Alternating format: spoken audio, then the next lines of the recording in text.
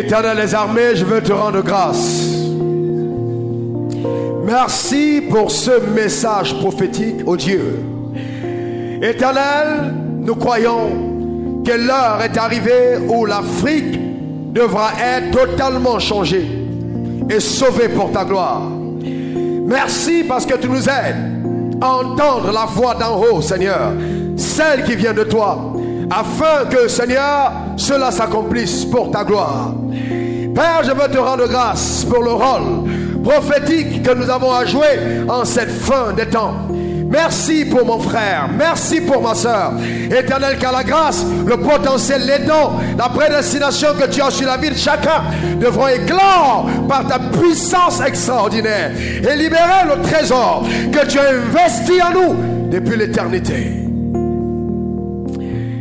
Merci, Éternel, car nous croyons que les nations attendent le rôle que nous avons à jouer en ce qui concerne ta seconde venue, Seigneur. Ouvre-moi, Éternel, d'une double portion de la grâce que tu m'accordes habituellement ce matin, Éternel, afin que je puisse apporter ce message avec exactitude, Éternel, comme tu me l'as révélé dans ta présence. Je déclare que les œuvres de Satan sont totalement paralysées et anéanties au nom puissant de Jésus-Christ. Je déclare que les cœurs sont préparés à recevoir la sémence qui vient d'en haut. Je déclare au nom puissant de Jésus que la vie de quiconque écoutera ce message ne sera plus jamais la même. Merci, oh Dieu, pour la puissance de ta parole. Que ton nom soit exalté. Béni sois-tu. Au nom de Jésus, nous avons prié. Et que chacun dise Amen, Amen, Amen. Alléluia. All right. Dis à celui qui est juste à côté de toi, prépare ton cœur pour quelque chose de grand. Ouvrons nos Bibles ensemble dans le livre de Genèse. Genèse, chapitre 12. Genèse, chapitre 12. Le verset 1 à 3.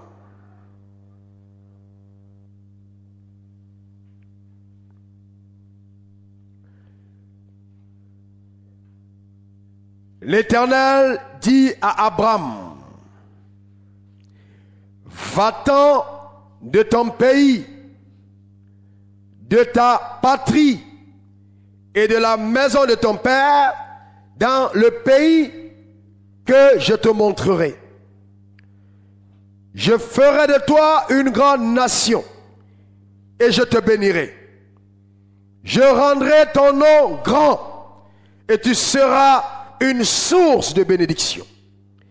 Je bénirai ceux qui te béniront et je maudirai ceux qui te maudiront. Et toutes les familles de la terre seront bénies en toi. Nous avons plusieurs fois lu, médité ce message, ce passage des Écritures. Mais ce matin, nous allons de là avoir un message d'une très grande portée prophétique qui va bouleverser ta vie et va donner à ta vie d'être un symbole de gloire pour ta génération et les générations futures. Écoute-moi bien, je crois que Dieu t'a créé pour un but et que tu n'es pas le fruit d'un hasard, que tu es la résultante d'une orchestration divine et que le diable veuille ou non, ce que Dieu a pensé à ton égard se manifestera. Je suis de ceux qui pensent que le diable n'a pas assez de puissance pour empêcher au plan de Dieu à ton égard de se réaliser. Le diable ne peut pas empêcher la réalisation des plans de Dieu dans la vie d'un homme. C'est impossible. Et même tes ennemis, même les sorciers, les féticheurs de ton village, ceux qui méditent le mal dans leur couche contre toi, n'ont pas assez de pouvoir pour stopper les plans de Dieu en ce qui te concerne. Ils ne peuvent pas le faire. La seule personne capable d'arrêter le plan de Dieu à ton égard, ce n'est même pas Dieu lui-même. Parce que le plan que Dieu a pour toi, il ne le change plus, il ne l'arrête plus, non. Parce qu'il a déjà planifié. La seule personne capable d'arrêter, de détruire ou de falsifier ta destinée, c'est toi-même. C'est toi-même. Et c'est pour ça que pour toi-même, tu devras prendre l'engagement ce matin, par l'écoute de ce message, ne pas être un obstacle à l'accomplissement de ce que Dieu veut faire au travers de ta vie. Le titre de ce message, c'est la voix d'en haut. La voix d'en haut. La voix qui vient d'en haut. La Bible dit, l'Éternel dit à Abraham. La Bible n'a pas dit Dieu dit à Abraham. Mais la Bible précise, Dieu dit l'Éternel dit à Abraham. Pourquoi le mot éternel dans ce passage? Parce que Dieu veut nous révéler un peu le caractère ou alors la personnalité de la personne qui s'adresse à Abraham. Il dit l'Éternel. C'est-à-dire celui qui n'a pas de fin, dit à Abraham. Celui qui n'a pas eu de commencement. C'est-à-dire personne ne peut dire qu'est-ce qu'il a commencé. C'est lui qui parle à Abraham.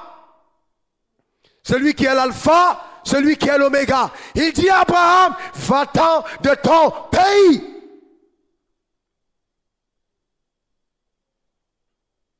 Vous voyez, souvent nous parlons de Dieu, mais nous ne connaissons pas le Dieu dont nous parlons. Et c'est la raison pour laquelle l'Église est faible.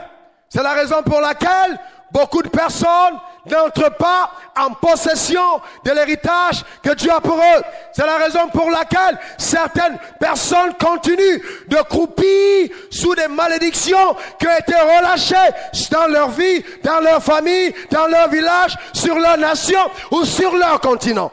Mais l'Éternel Dieu dit à Abraham, va-t'en de ton pays. Pourquoi est-ce que Dieu dit à Abraham, va-t'en de ton pays?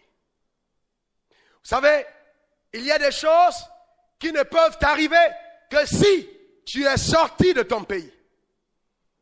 Sans être sorti physiquement, bien entendu. Dieu dit à Abraham, va-t'en de ton pays. Quitte un peu, n'est-ce pas, cet environnement géographique. Laisse que son influence n'ait plus d'emprise sur ta vie. Va-t'en de ton pays. Et celui qui parle à Abraham, c'est l'Éternel. C'est-à-dire, celui qui est omniscient. Il sait tout, en tout temps et en tout lieu. Il est omniscient. Il dit à Abraham, va-t'en de ton pays. Il n'est pas simplement omniscient, mais il est omniprésent. C'est-à-dire qu'il est capable d'être partout au même moment. Il est partout en tout temps et en tout lieu. Il dit à Abraham, va-t'en de ton pays. Et il n'est pas simplement omniprésent, il est aussi omnipotent. C'est-à-dire qu'il peut tout faire, en tout temps et en tout lieu. Il n'y a rien qui soit impossible à ce Dieu. Il parle à Abraham, va-t'en de ton pays. La voix qu'Abraham a entendue n'est pas une voix qui est venue de la terre. C'est une voix qui est venue d'en haut. Dieu parle à Abraham sur la terre, va-t'en de ton pays. Vous voyez, quand le diable veut vous maintenir dans la captivité, il vous fait rester dans votre pays. Il te fait penser comme on pense habituellement dans ton pays. Mais Dieu dit à Abraham, va-t'en de ton pays. Et il va plus loin. Il dit, va-t'en de ta patrie. Quelle est la différence entre un pays et une patrie? Le pays, c'est le territoire. C'est la nation où nous vivons. Mais la patrie, c'est une communauté d'individus vivant sur le même territoire. Et cette communauté est liée par un sentiment d'appartenance, soit politique, soit culturel, soit religieux. Mais Dieu dit, va-t'en de ton pays. Sors de ce que les gens tout autour de toi ont l'habitude de penser. Va-t'en de là. Démarque-toi par ta manière de voir. Sors de là. Sors de ta patrie. Sors de la maison de ton père. De ce que ton père et ta mère ont eu l'habitude de te raconter. Sors de là. Va-t'en de là. Mais il dit à Abraham, vers le pays que je te montrerai. En quelque sorte, tu ne verras ce pays, je ne te le montrerai que quand tu auras pris l'engagement de quitter. Souvent, il y a des gens qui veulent voir les promesses de Dieu sans avoir quitté ce que Dieu demande de quitter. Nous assistons aujourd'hui en Afrique à une massive exode de personnes qui vont en Europe, aux États-Unis, en Asie. Ils sortent de l'Afrique. Et si on le regarde avec les yeux naturels, on dira, ils sont en train de faire ce que Dieu a demandé, n'est-ce pas, à Abraham de faire. Et même il y a des personnes qui pensent, même dans les églises, que pour être béni, il faut quitter son pays. Il faut partir. Vous le voyez au bord de la mer, à Dakar ou alors quelque part dans des pays où les gens vont clandestinement, ils se mettent avec la Bible et ils prient. Seigneur, tu as dit à Abraham, va-t'en de ton pays. Moi aussi, je vais de mon pays pour aller vers la nation que tu m'as montrée. Et la nation dont il parle, ce sont des pays européens.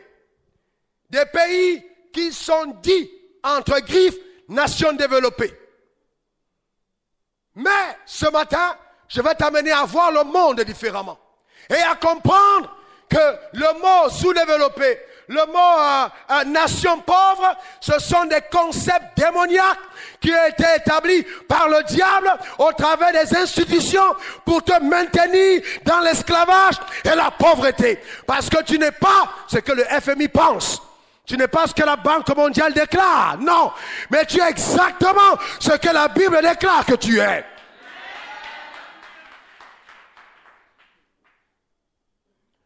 Dieu dit à Abraham, va-t'en de ton pays, de ta patrie, de la maison de ton père. Et il dit, va-t'en vers le pays que je te montrerai. Vous savez, Abraham a entendu une voix. Dieu a parlé à Abraham. Mais suivez-moi bien. Est-ce que Abraham avait une qualification extraordinaire qui pouvait l'amener à entendre la voix de Dieu? Abraham est fils de Terach. Son père est adorateur d'idoles.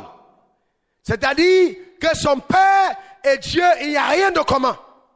Mais Dieu choisit de parler à Abraham. Maintenant, je vous resitue le contexte. Abraham était, au moment où Dieu lui parle, sous la dispensation du gouvernement humain. C'est-à-dire qu'il y a eu la dispensation de l'innocence, la dispensation de la conscience, la dispensation du gouvernement humain avec Noé. Et Dieu parle à Abraham sous cette dispensation pour amener l'humanité à une autre dispensation, celle de la promesse. La promesse de voir venir un sauveur en la personne de Jésus qui devrait ramener le monde au plan parfait que Dieu a eu pour l'humanité. Il parle à Abraham. Donc, vous voyez, fils d'adorateur d'idoles. Et quand je regarde la condition de l'Afrique, je dis, nous sommes pratiquement dans la même condition qu'Abraham avait quand Dieu lui a parlé. Parce que la majorité des familles africaines, nos pères ont été des idolâtres. Nos pères ont fait des adorations qui n'ont rien à voir avec la Bible. Ils se sont livrés à des pratiques sataniques, pensant ainsi servir Dieu. Et Dieu parle à Abraham, va-t'en de ton pays, va-t'en de ta patrie, de la maison de ton père. Détache-toi de ce que ton père a l'habitude de faire. Et va maintenant vers quelque chose d'autre que je suis en train de te montrer. En quelque sorte, Dieu fait d'Abraham un révolutionnaire. Quelqu'un qui doit sortir des chemins battus et qui doit se distinguer des autres. Si tu veux que Dieu agisse dans ta vie et que Dieu t'utilise pour faire un impact, accepte d'être différent des autres. De ne pas agir comme les autres agissent. De te détacher de ce que les gens ont l'habitude de faire tout autour de toi. Ton vrai problème, c'est que tu veux être exactement ce que la société te dicte d'être. Il faut accepter de refuser certaines choses. Est-ce que tu me comprends? Nous agissons, nous faisons des choses parce que oui, c'est comme ça qu'on fait dans mon village. C'est comme ça que les gens pensent ici. C'est comme ça qu'on est. Non, aussi longtemps que tu restes là, tu n'entreras pas en possession de quelque chose d'autre. Parce qu'il faut bien que tu quittes certaines choses. Et vous voyez, quand vous regardez la situation actuelle du continent africain, quand vous regardez la condition du noir, à la condition de ceux qui ont eu le privilège d'avoir la peau que j'aime, que j'ai, et que j'aime tant, cette belle peau noire. Alors, il y a des endroits quand tu arrives et que tu es noir, tout de suite, on veut te laisser croire que tu es un sous-homme. Et même plus grave, j'ai vu même dans des églises, quand un pasteur blanc arrive et qu'un pasteur noir est à côté, il a un complexe vis-à-vis du blanc. Pourquoi? À cause de la philosophie qui nous a été inculquée pendant des moments. Quand tu regardes un film, le rôle qu'une femme peut jouer quand elle est noire, c'est prostituée. C'est domestique dans la maison de quelqu'un. Le rôle qu'un homme peut jouer dans le film, c'est un brigand, c'est un bandit. Et ce sont des images que nous avons. Nous, même à l'école, nous grandissons avec cette image du noir qui est maudit, méprisé. Du noir qui est tiers-mondiste, du noir qui est pauvre. Et tout ce qu'on peut dire, c'est, n'est-ce pas, ce continent est maudit, il est pauvre.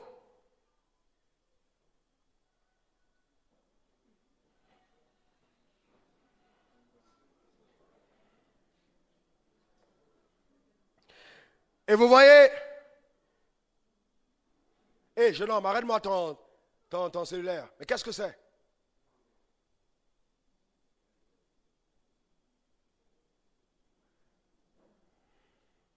Alors, Dieu, n'est-ce pas? S'il vous plaît, revenez ici. Alors, quand Dieu, il nous parle, il nous demande de sortir d'un certain environnement dans lequel nous étions. Et l'environnement que nous avons actuellement, aujourd'hui, sous lequel nous naissons et nous grandissons, c'est un environnement qui nous laisse croire que nous, la race noire, nous avons été maudites. Et nous acceptons le cliché qui nous est donné.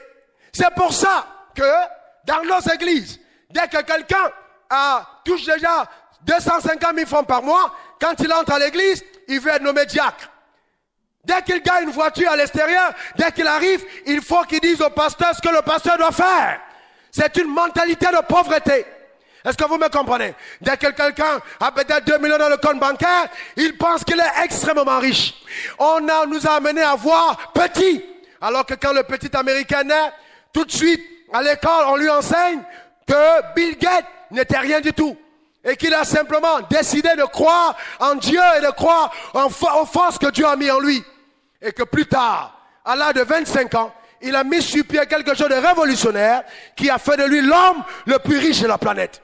Donc dès le bas âge, on amène à voir différemment, à penser que même s'il est né dans des conditions où il ne connaît personne, il peut sur cette terre atteindre le sommet. Dès le bas âge, il pense différemment.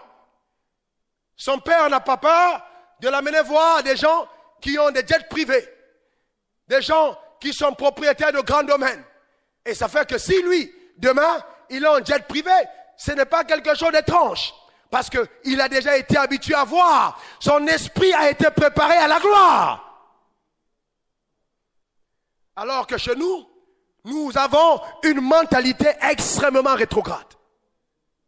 Même quand tu as envie d'être humble, Ce sont les gens qui vont te dire, non, révérend, est-ce que tu ne penses pas qu'à ta dimension où tu es, il te faut 2 gars du corps devant, 2 gars du corps derrière, un à côté, un. Et puis quand on t'appelle, ne décroche pas le téléphone toi-même. Il faut que quelqu'un décroche, et puis passe à quelqu'un d'autre, et puis ensuite on te passe. J'ai dit, mais si Dieu lui-même, qui a créé le ciel et la terre, pour l'atteindre, j'appelle en direct. Pourquoi est-ce que vous voulez que moi, son serviteur, sur la terre, oh my God. Est-ce que vous me comprenez? Et je vois cette mentalité. Dès que quelqu'un commence à rouler une voiture, vous le voyez, tout le monde va l'appeler super boss. Il devient quelqu'un qui brime les autres. Pourquoi? Parce qu'en lui-même, il y a encore des gènes d'esclavagistes. C'est ce qu'il y a en lui. Aussi longtemps que vous voyez quelqu'un mépriser les autres, c'est qu'en lui-même, il y a des gènes de mépris. Et il a besoin d'être rééquilibré mentalement. Il y a quelque chose qui ne va pas. Il porte encore un complexe. Il n'a pas quitté la maison de son père. Il n'a pas quitté sa patrie. Il n'est pas sorti de sa nation. Il faut qu'il sorte de ces choses. Parce que Dieu a quelque chose d'autre qu'il veut lui donner. Dieu a quelque chose d'autre qu'il veut lui montrer. Est-ce que vous me comprenez? Et c'est ça le problème qu'on a. Dès qu'on a construit une église et qu'on commence à même être assistant d'un pasteur, et Dieu nous utilise pour prier pour un malade, et que le malade est guéri, le lendemain quelqu'un arrive, Dieu t'a donné des dons. Et puis il prie, il met l'église de là où le démon a été chassé. Et le lendemain c'est une église locale. Les gens commencent à venir tout autour. Et quand lui-même il arrive, son fauteuil a au moins 5 mètres de haut. Il faut qu'on le transporte pour le mettre sur son siège et qu'il s'asseye. Et quand il parle, je suis le représentant de Dieu dans cet endroit. Celui qui s'amuse avec moi, je le maudirai. Vous faites ce que je vous demande. Et les gens disent, Amen. Pourquoi? Parce que tu n'es pas encore sorti de ton pays. Tu n'as pas encore quitté cette mentalité. Vous savez pourquoi est-ce que les gens, ce genre de trucs prospèrent? C'est simplement parce qu'il y a des gens qui les font prospérer. Je reprends. Vous savez pourquoi ce genre de choses prospèrent? C'est parce qu'il y a des gens qui les font prospérer. Nous devons amener le peuple de Dieu à un degré de maturité tel que si quelqu'un se tient avec une telle attitude, il se retrouvera seul. Et là, l'humilité reprendra son cœur. Est-ce que vous me comprenez? Et vous ne devez pas être le genre de personnes qui font prospérer de telles attitudes. Parce que c'est des attitudes de brigands. Ce n'est pas des attitudes de bergers. C'est des attitudes de bouchers qui sont simplement là pour essayer de voir s'il y a de la viande pour t'assassiner et manger ta chair. Non! Il faut que ça change. Vous voyez, Dieu dit à Abraham, sors de ton pays. Sors de ce genre de choses. Mets-toi à l'écart. Distingue-toi. Parce qu'à toi, j'ai promis quelque chose de différent. Vous voyez, il faut faire attention. Parce que Abraham a entendu la voix d'en haut. Mais au temps d'Abraham, il y avait aussi des voix d'en bas. Les voix du deuxième monde. Les voix du deuxième ciel. Les voix de Satan qui pouvaient amener Abraham à voir les choses différemment. Mais Dieu lui a dit, sors. Il faut qu'on apprenne à délaisser certaines choses. Et même, quand on parle de bénédiction, quand on parle de la manifestation, de la gloire de Dieu, certaines personnes viennent à l'église parce qu'ils veulent que Dieu les bénisse. Alléluia, que Dieu me bénisse. Oui, que Dieu, témoignage, non, je n'étais pas marié, Dieu m'a donné un mari, non, j'avais pas d'argent, j'ai trouvé un travail. Je vais vous annoncer quelque chose qui va vous surprendre. Les gens du monde n'ont pas prié, mais elles se sont mariées. Il faut qu'on aille au-delà de cela. Hein? Et même plus loin, ils n'ont pas payé de dîmes et ils ont prospéré entre griffes. Ils n'ont pas apporté d'offrande, mais ils possèdent des empires financiers. Ça veut dire qu'il y a quelque chose d'autre qu'ils ont fait que l'Église ne fait pas parce qu'elle n'est pas enseignée. Oh non, tu apportes ta dîme, tu apportes ton offrande, Dieu te bénira, il te prospérera, il te lèvera, il te donnera la bénédiction d'Abraham. Homme frère, si c'était ça le cas, simplement ce qu'il fallait faire, Il n'y aurait même plus de place au parking parce que chacun d'entre vous, vous serez venu au moins avec ta voiture, les enfants dans leur voiture, les autres parce que vous avez trop payé la dîme et vous n'avez rien vu. Et souvent, il faut s'arrêter pour dire, au-delà de la dîme, il doit y avoir quelque chose que l'on ne m'a pas enseigné à faire. Et je vais vous dire quelque chose, on ne va pas vous enseigner de faire ce que lui-même il ne sait pas faire. Pour vous demander de faire quelque chose, il faut l'avoir expérimenté.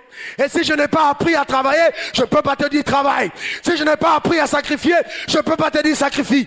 Je te dis ce que je connais faire.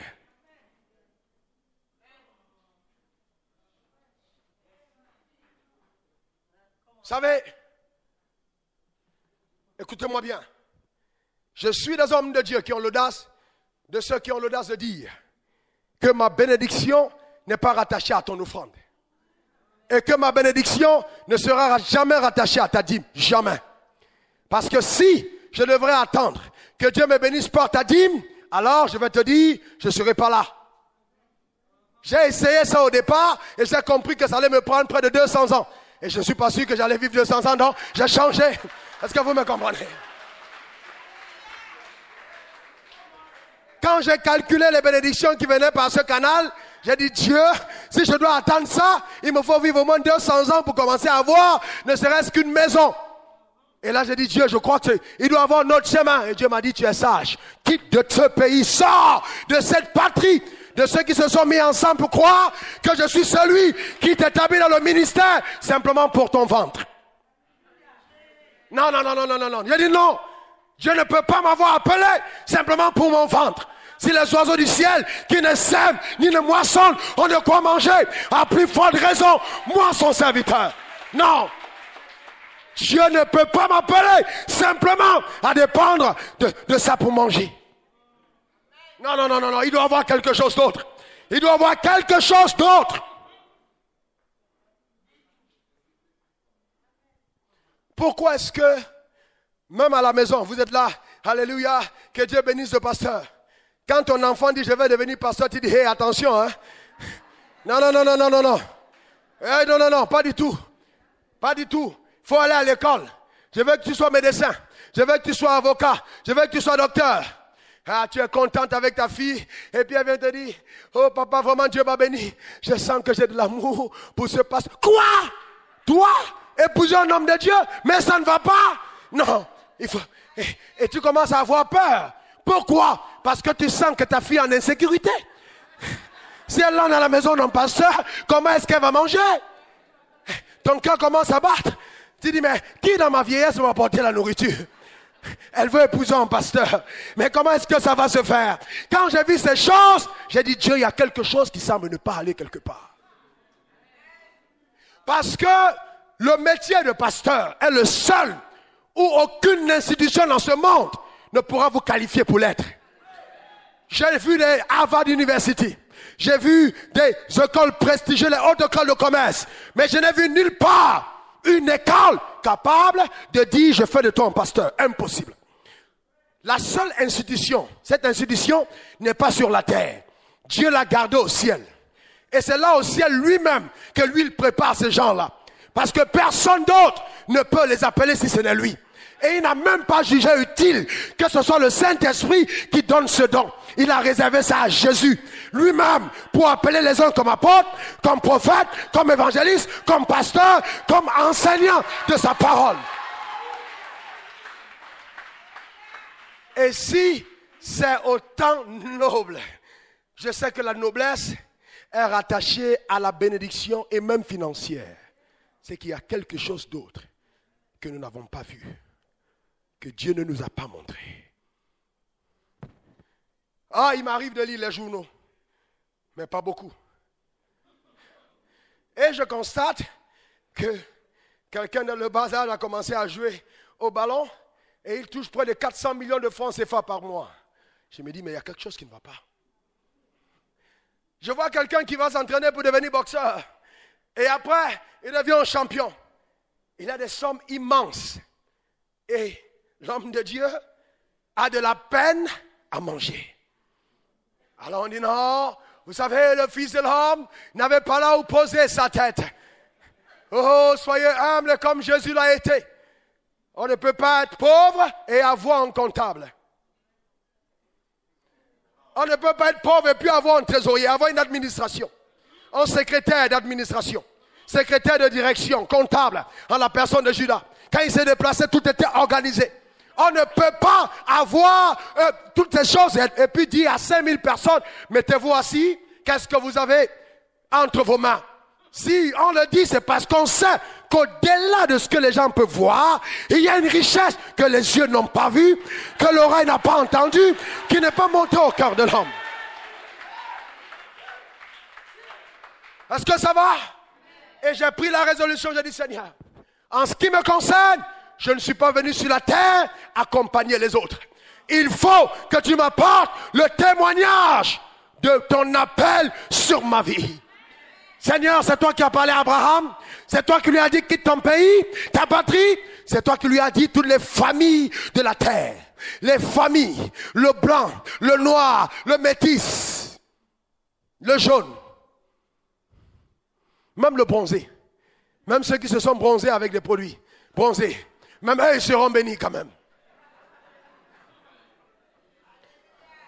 Souvent, j'ai un problème avec ceux qui fuient leur identité. Un beau noir comme Michael Jackson, qui fait un effort de devenir blanc, et même la race blanche le rejette. Pour dire, tu n'es pas blanc. Maintenant, il revient vers les noirs disent, tu n'es plus noir. Il est quoi? Il est bronzé. C'est pas grave.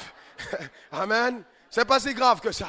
Nous devons être fiers de notre identité. Et mon rôle sur la terre, c'est d'amener l'humanité entière à se rendre compte que la race noire n'a pas été maudite et que Dieu est capable d'utiliser le noir comme il utilise le blanc. Et peut-être même au-delà. Pourquoi pas? Une mentalité rétrograde de mendiant. Regardez les noirs qui ont affecté le monde et qui continuent de le faire. Vous savez, j'ai regardé de près la vie des hommes que Dieu a suscités et qui dans leur génération ont fait, n'est-ce pas, de l'impact. Ce sont des personnes qui ont pris la résolution de sortir de leur environnement. Regardez à eux tous. Après, je crois, près de 27 ans en prison, Nelson Mandela a gardé son rêve et l'Afrique du Sud a été libérée. Regardez l'histoire de Martin Luther King quand il a dit « j'ai un rêve ». Personne n'a cru à son rêve, mais il a continué. Et aujourd'hui, c'est un monument. C'est un noir. Quand vous regardez même au niveau du sport dans le monde entier, toutes les disciplines sont influencées par les athlètes noirs. Regardez la musique. Les noirs sont partout à la tête.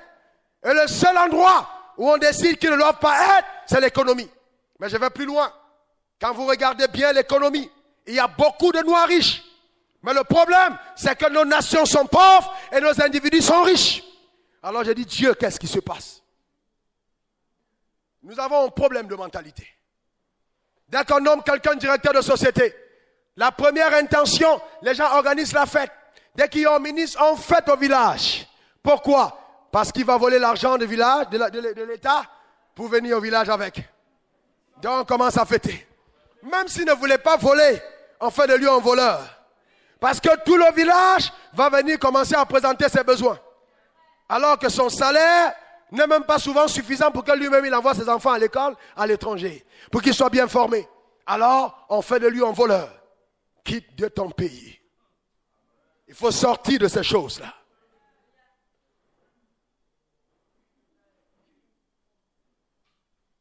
On fait un voleur.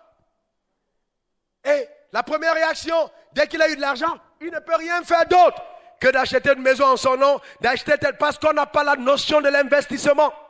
On ne sait même pas fructifier l'argent qu'on a.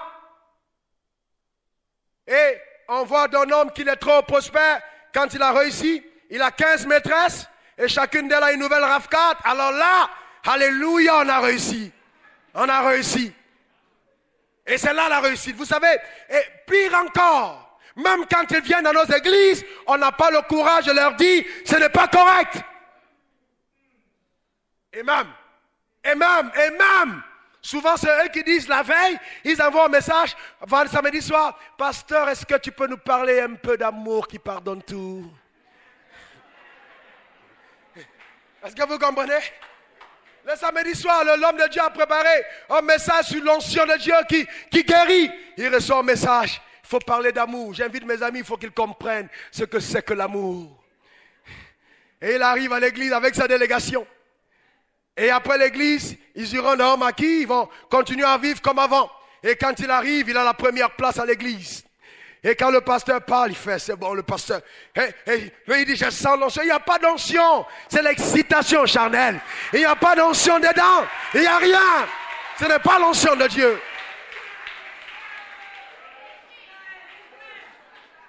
À la fin du message, il dit au pasteur, tu sais, tel, c'est tel. Ah, il est directeur de tel truc. Ah, d'accord. Ok, voilà notre carte. Viens demain me voir au bureau à 10h. Et le pasteur arrive à son bureau, à 9h, il attend. Pour être reçu finalement à 15h.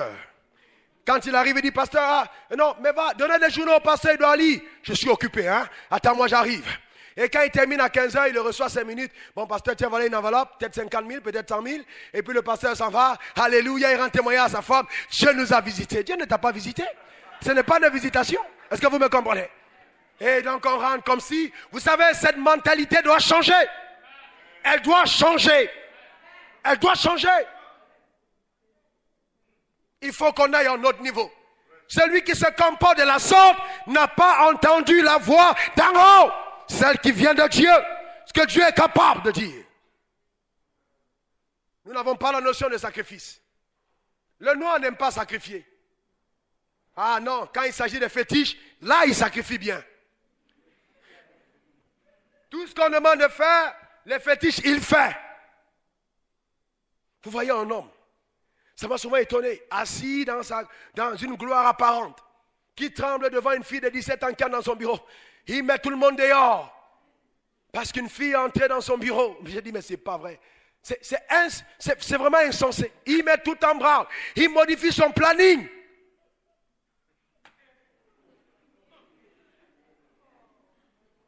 Est-ce que vous me comprenez? Et si nous restons là, l'Afrique ne va jamais avancer. Il faut qu'on pense à une Afrique nouvelle, avec une nouvelle mentalité, de nouveaux leaders, capables d'amener ce continent là où Dieu veut qu'il aille.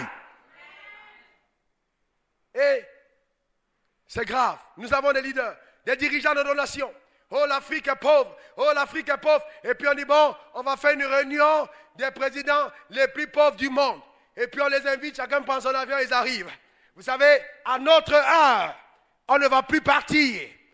On ne va pas assister à cette réunion parce qu'on n'est pas le pays le plus pauvre. Dieu a dit à Abraham, je te bénirai et je ferai de toi une source de bénédiction. L'économie française est détenue au entier par les richesses de l'Afrique. Donc si je peux être une source pour que quelqu'un soit riche, je ne suis pas pauvre. S'ils se battent pour être ici, ça veut dire qu'on est riche. Et on fait le maximum d'efforts pour nous faire croire que nous sommes pauvres. Parce qu'ils savent qu'aussi longtemps que tu acceptes ça comme une vérité, ils vont rester les maîtres. Je vais vous dire une chose que beaucoup de personnes ne savent pas, l'esclavage. Une chose terminée.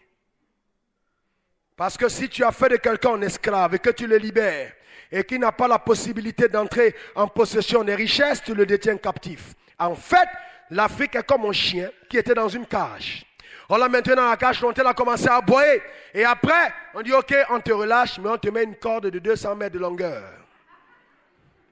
On sait que tu ne peux pas aller plus loin que ça parce que tu es tenu encore. Un homme qui est pauvre, il n'est pas libre. Et il faut que nous décidions de faire de notre Afrique quelque chose de différent. On travaille pour nous-mêmes. Les gens sont riches. Dès qu'ils meurent, il n'y a plus de richesse. Les enfants se tuent. Pour l'héritage, c'est la pauvreté. La richesse ne traverse pas la seconde génération, c'est la pauvreté. Parce que quand tu es riche, ce sont tes enfants qui montrent aux gens que notre père a été riche. Et c'est pour ça que Dieu a choisi de faire de toi un homme riche pour montrer au monde que lui, il est riche. Parce que c'est l'enfant qui révèle la richesse du père.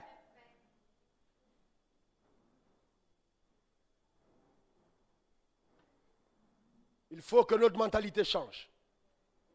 Il faut qu'on aille à un autre niveau. On ne respecte pas la notion de sacrifice. Comment est-ce qu'on sacrifie? On nomme quelqu'un dans un poste de travail, on lui donne des responsabilités et tout. Ce qu'il sait faire, c'est d'être absent à son lieu de service. Problème de ponctualité, et on parle en langue. Comment est-ce que tu peux être avec Dieu et tu es toujours en retard? La médiocrité. Dans nos lieux de service, on ouvre la Bible et puis on dit non, Dieu m'a donné un témoignage, je te bénirai. Et on lit la Bible toute la matinée. Quand le patron arrive, on met la Bible dans le tiroir. Et puis on commence à faire comme si on travaillait. Parce qu'on s'est dit non, il faut qu'on soit spirituellement fort. Et le jour où tu as un problème avec ton patron, dans ton lieu de service, tu vas voir le pasteur. Non, il est certainement possédé. C'est un esprit. Prions pour lui. Il faut qu'on lit l'esprit qui le manipule. Il n'y a aucun esprit méchant qui le manipule. Parce que si tu n'es pas correct, c'est tout à fait normal que tu sois sanctionné. Quelle que soit ton onction, quelle que soit, n'est-ce pas, ta foi en Dieu. Il faut être correct. On n'a pas la notion d'investissement pour les choses de Dieu. On ne pense pas investir pour le royaume. On investit partout, sauf sur le royaume. Et ça, encore, c'est quelque chose de pas normal. Si nous voulons voir les choses changer, nous devons changer notre mentalité. Changer notre manière d'agir et de manière de voir. En ce qui me concerne, mon frère, je ne suis pas venu sur la terre accompagner les autres. Et Dieu devra prouver, en ce qui me concerne, qu'il n'a pas menti à mon Père. Quand il lui a dit, je te bénirai. Quand il a dit, toutes les nations de la terre seront bénies après toi. Il dit, je rendrai ton nom grand. Je ferai de toi une source de bénédiction. Écoute-moi bien, quelle que soit la famille dont tu viens, Dieu est capable de rendre ton nom grand, de t'élever au-dessus de ce que tu imagines. Et ton élévation n'est pas dépendante de l'endroit où tu te trouves, mais de Dieu qui t'a appelé. Il faudra qu'on apprenne à se comporter comme de véritables ambassadeurs de Christ. Et à croire que Dieu soit capable de tenir sa parole à notre égard. Toutes les nations de la terre seront bénies après toi. Il faut que ça arrive. Vous savez, il faut, je vous le dis pour terminer, que nous apprenions à ne pas avoir peur de Satan. Et à ne pas considérer avec une haute estime ce qu'il est en train de faire. Le diable n'est pas au-dessus de Dieu. Le diable ne peut pas empêcher la manifestation de la gloire de Dieu dans ta vie. Et tu ne peux pas regarder au monde et disant, voilà les gens qui ont fait de l'impact et je suis venu sur la terre pour dire gloire à Dieu pour eux. Non, moi en ce qui me concerne, je ne suis pas venu sur la terre accompagner les autres ou parler de ce que Dieu a fait avec les autres. Je crois que j'ai une histoire avec Dieu. Et que Dieu la réalisera au travers de ma vie. Quel que soit le prix que ça demande, je le paye pour y arriver. Dieu ne bénit pas la paresse. Tu veux voir ce que tu n'as jamais vu, fais ce que tu n'as jamais fait. Et la raison pour laquelle, souvent on a dû mentir, intimider, pour prendre ton offrande et t'as dit, mais tu n'as pas été béni, c'est parce que le pasteur qui a prêché était en insécurité financière. Je suis de ceux qui pensent que quand tu étudies la parole de Dieu, tu prêches le message avec droiture, tu restes fidèle et intègre au message que Dieu te donne. Dieu te bénira en retour. Tu n'as pas besoin de falsifier l'écriture pour qu'il te visite.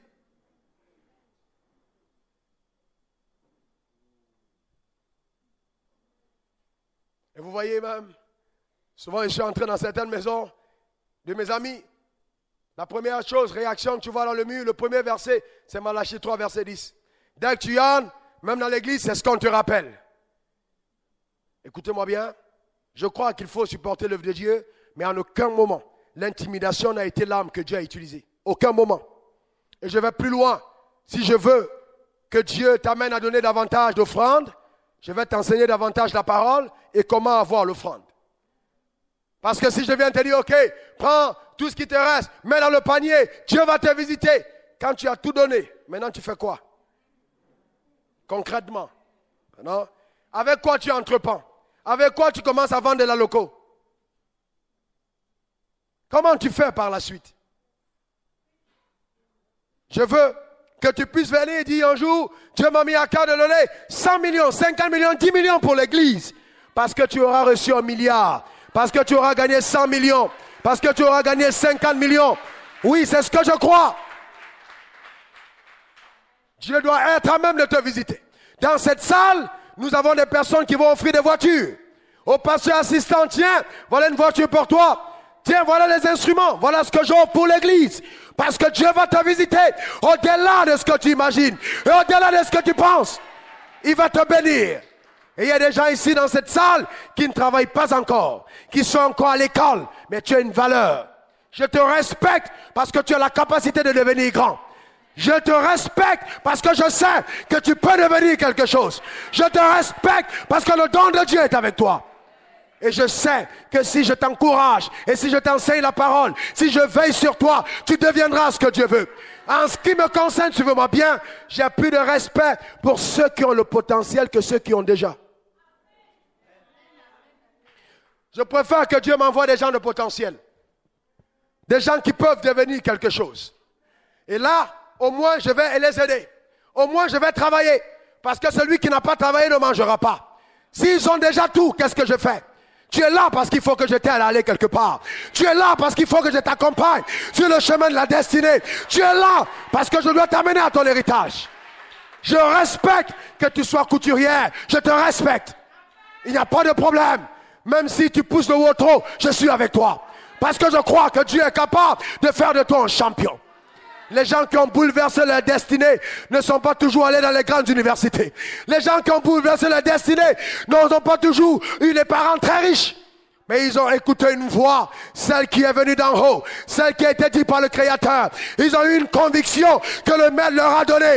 Et ils ont cru que Dieu soit capable de faire. Et ils ont mis leur confiance en lui pour voir la gloire de Dieu. Et moi, c'est le rêve que j'ai en ce qui te concerne. Je sais que tu vas y arriver. Et je sais que tu vas y arriver. Je t'aime de la même manière que quelqu'un qui possède tous les trésors. Parce qu'en fait, ce trésor est en toi. Aussi longtemps que tu es un enfant de Dieu. Je te respecte.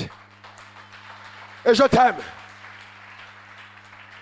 On m'a dit un jour, homme de Dieu, tu ne peux pas t'arrêter et parler avec les gens qui sont au bord de la rue. J'ai dit, il y a eu des gens au bord de la rue qui ont gouverné les nations. Qui garaient des voitures au bord de la rue. Et maintenant, et attention, si elle te salue, c'est une prostituée. Il y a eu des prostituées qui ont dirigé des empires plus tard. Pourquoi est-ce que je devrais douter que Dieu soit capable de faire un miracle? Si je crois en Dieu, je respecte tout le monde. Si je crois en Dieu, je m'investis en tout le monde. Parce que je sais que quand demain, tu verras ce que je t'ai annoncé aujourd'hui, tu ne m'oublieras pas. Tu penseras à moi. Tu te souviendras de ce message. Parce que Dieu a un plan pour toi. Je veux que tu aies au-delà de ce que tu fais aujourd'hui. Si tu chantes dans la chorale, vois-toi en train de parcourir les nations et de bénir les églises entières avec le don que Dieu t'a donné. Oui, vois-toi aller quelque part. Écoute-moi bien, écoute-moi très bien, même si tu es mon assistant. Vois-toi aller plus loin, au-delà de ce que je fais. Vois-toi plus grand. Parce que Dieu va t'amener quelque part. Ton entreprise, tu n'as que 100 000 francs de salaire. Tu peux espérer avoir 10 millions plus tard. Ça peut arriver. Garde ce rêve. Parce qu'il y a une voix d'en haut qui s'adresse à toi. Si vous savez, je sais ce que c'est que d'être méprisé. Homme de Dieu, moi-même, j'ai été méprisé. Arrivé dans des endroits où, oh, hey, faites-le asseoir là derrière. Après, on dit non. C'est l'orateur du jour. Ah, on s'excuse. Parce que mon apparence ne dictait pas ma grandeur. Mon apparence ne révélait pas encore ce que je suis. Mais vous n'allez jamais demander au noyau de la mangue de ressembler au manguier, bien que ce soit la sémence du manguier. Laissez simplement un peu de temps et vous verrez. Et vous savez, quand j'étais victime de ces choses, ça m'a mené à prier pour dire, Seigneur, je sais ce que tu as mis en moi. Et souvent, je regarde en face. Je sais que celui qui me méprise n'a pas plus grande valeur que moi. Et je dis, Seigneur, encore un peu de temps, et le monde fera ce que tu as déposé en moi. Est-ce que vous me comprenez? Le monde le verra. Je suis fatigué d'être méprisé. Je suis fatigué d'être délaissé. Je suis fatigué d'être insulté. Non, il faut que le monde le voie. La première fois que je suis arrivé dans un hôtel 5 étoiles, je n'imaginais pas que moi-même je pouvais endormir dans un hôtel 5 étoiles. Alors Dieu m'a visité au temps de la restauration pour apaiser mon âme de toutes les souffrances que j'avais souffert. Et quand je suis descendu à l'hôtel, il y a quelque chose qui s'est passé. Ce sont des blancs qui sont venus porter ma valise. Et vous savez ce qui s'est passé? Qu'est-ce que je vais vous dire ce jour? Ça m'a tellement touché que je me suis arrêté et j'ai regardé. J'ai dit, où est l'appareil photo? Pourquoi? Parce que je veux que mes enfants voient que de la même manière que les noirs portent des bagages, il y a des noirs qui se font porter des bagages par des blancs. Et que nous ne sommes pas nés. Est-ce que vous me comprenez? Ouais! Est-ce que vous me comprenez? Alors quand je sors du restaurant et qu'ils viennent et disent, s'il vous plaît monsieur, ils se mettent à mon service, je tressaillis à l'intérieur de moi. J'ai dit, il faut que mes enfants voient ces choses. J'ai dit à ma femme, prends des photos. Prends des photos, c'est pour la postérité. Parce qu'il faut qu'ils comprennent que je ne suis pas maudit. Parce qu'il faut qu'ils sachent que j'ai un Dieu capable d'élever. Prends des photos pour que le monde sache que Dieu est capable de le faire. Homme frère, je ne suis pas venu sur la terre accompagner les autres. Je n'accepte pas la dernière place parce que c'est pas ma place. C'est pas là où Dieu veut que je reste. La Bible dit, Dieu fait de moi la tête et non la queue. Il m'emmène en haut et non en bas. Tu as peut-être la difficulté à apporter 10% à l'église. Ou alors apporter l'offrande que tu apportes. Mais il y a quelque chose qui se produit parce que l'arbre de ta bénédiction a été secoué ce matin. Et tu vas récolter en abondance. Et le problème que tu auras maintenant, c'est comment dépenser ce que Dieu va te donner. Tu auras un tel trésor que personne ne te forcera. Tu viendras à l'église en dansant et en jetant dans le panier. Car tu auras vu ce que l'Éternel a fait. Je déclare que Dieu t'élèvera. Je déclare que Dieu te fera prospérer. Je déclare qu'une nouvelle saison commence pour toi. Vous avez été béni par ce message? Vous désirez en savoir davantage ou vous procurer d'autres messages du même orateur ou pour soutenir ce ministère par vos dons? N'hésitez pas. Contactez-nous au +225 07 53 25 63 55 44 80 68. Visitez aussi nos pages Facebook Révérend Raoul Ouafo ou notre chaîne YouTube Raoul Ouafo. Demeurez bénis.